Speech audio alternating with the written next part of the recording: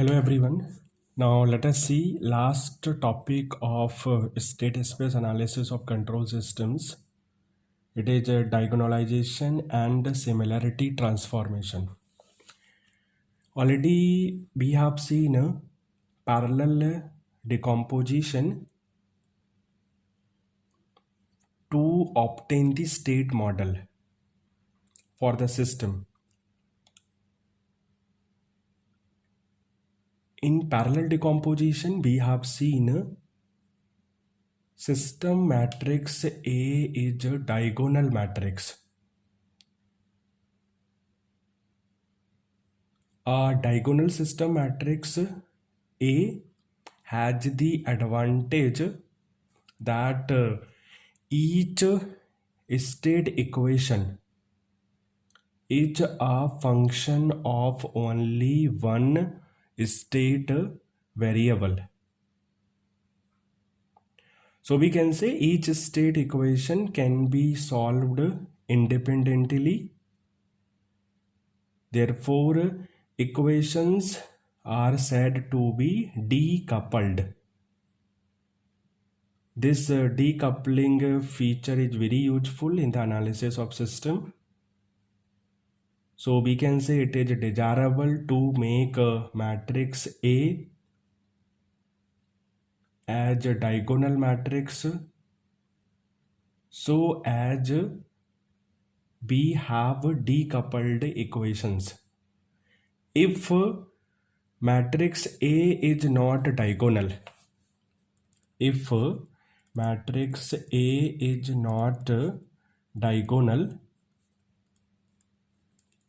we can transform the state variable. We can transform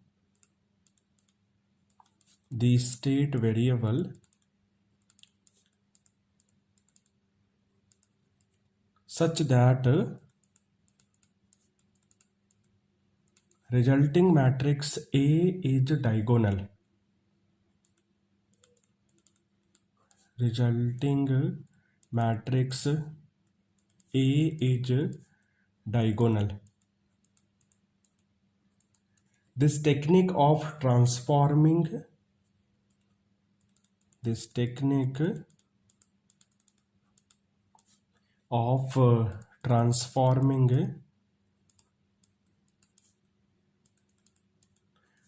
a non-diagonal matrix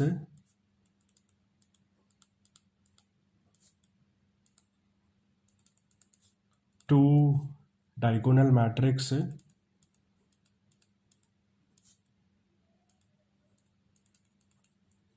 is known as diagonalization.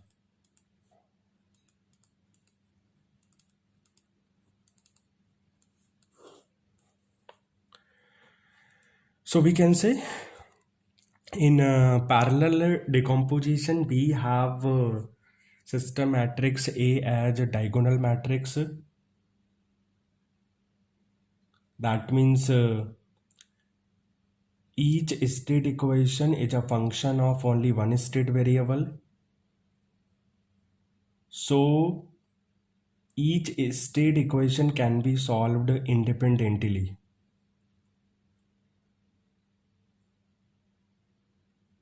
These equations are said to be decoupled, and decoupling feature is useful in the analysis of system.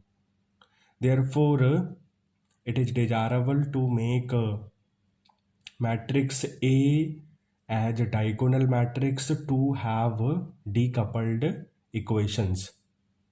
So if matrix A is not a diagonal matrix, we can transform the state variable using a similarity transformation to get matrix A as a diagonal matrix. So this technique of transforming a non-diagonal matrix to diagonal matrix is known as diagonalization. and we can achieve diagonalization using a similarity transformation. There is one more advantage of diagonalization. Using diagonalization, we can also determine the state transition matrix.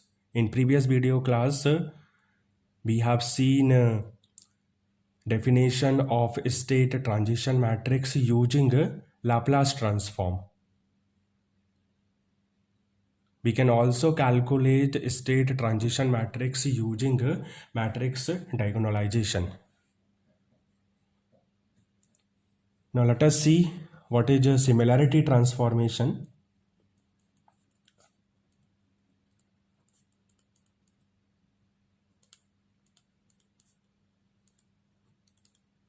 Already I have told you, if matrix A is not a diagonal matrix, we can transform the state variable using a similarity transformation to get matrix A as diagonal matrix. Now let us try to understand similarity transformation with the help of example. So consider a system whose state model is given by x dot equal to ax plus bu and y equal to cx plus du. First we'll define state equation, second we'll define output equation. First and second combinedly will define state model. X, you know, it is state variable, u input variable by output variable. Here A is system matrix, B input coupling matrix, C output coupling matrix, D transmission matrix or input output coupling matrix. State model in detail already we have covered in previous video class. Now here we want to transform given dynamic equations into another set of equations of the same dimensions. So we will define a new state vector z related to the state vector x by n cross n non-singular matrix P, such that x equal to p z. We will define a new state variable z related to state vector x by n cross n non-singular matrix P such that S equal to Pz. So here variable x is transformed using a similarity transformation. So you can say third will define similarity transformation, x equal to Pz. Therefore x dot equal to Pz dot.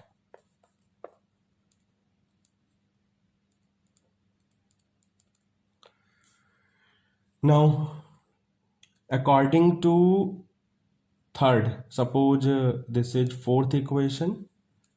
Let us put third and fourth in first and second. So we can rewrite first equation according to P z dot. This is from first equation because we know x dot equal to p z dot.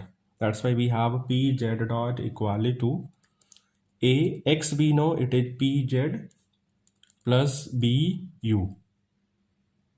So we have z dot equal to p inverse a p z plus p inverse b u.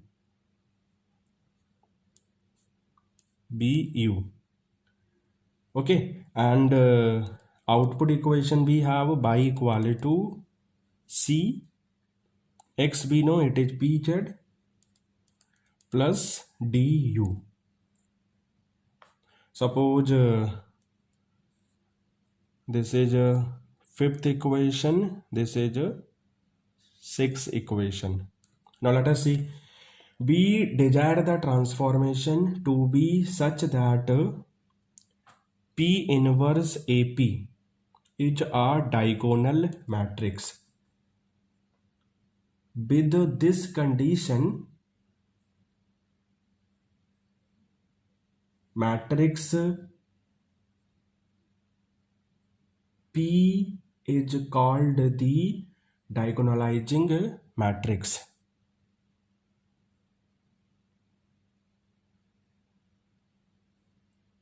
We desire the transformation to be such that P inverse AP is a diagonal matrix. So with this condition, matrix P is called the diagonalizing matrix. So we can write fifth and sixth according to z dot equal to a bar z plus b bar u and y equal to c bar z plus d bar u. Suppose seventh equation, suppose eighth equation. Now here a bar means P inverse AP.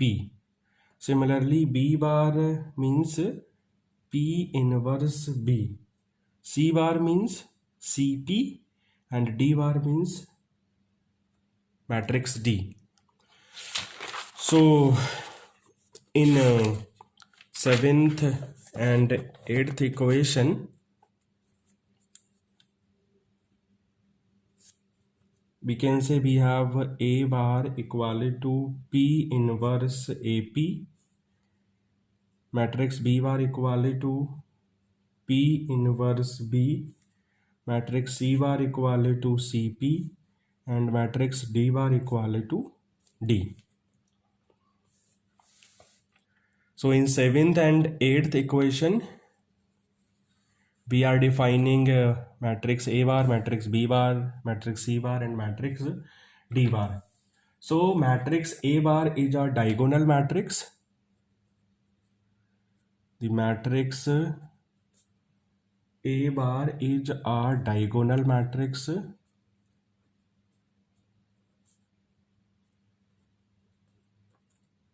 and we can define it as lambda 1 0 0 0, lambda 2 0 0 0 0, lambda 3 0, and 0 0 0 lambda n. Matrix size we know it is n cross n, where lambda 1, lambda 2 up to lambda n are the n eigenvalues of matrix A. This transformation given above is called similarity transformation. So we can say this transformation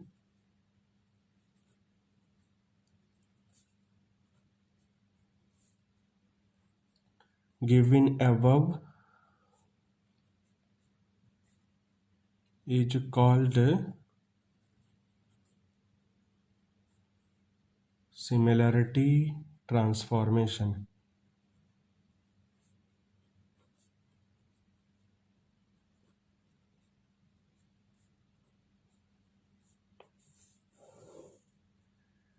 And in a transformed system, properties such as characteristic equation eigenvectors, eigenvalues, and transfer function matrix remain invariant by similarity transformation. So you can say, according to diagonalization, we can say it is a technique of transforming a non-diagonal matrix to diagonal matrix. If matrix A is not a diagonal matrix, we can transform the state variable using a similarity transformation to get a diagonal matrix A.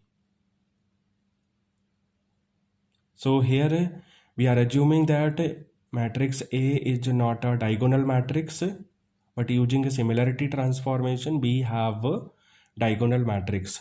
So here A bar will define a diagonal matrix using a similarity transformation. So using similarity transformation, variable x is transformed,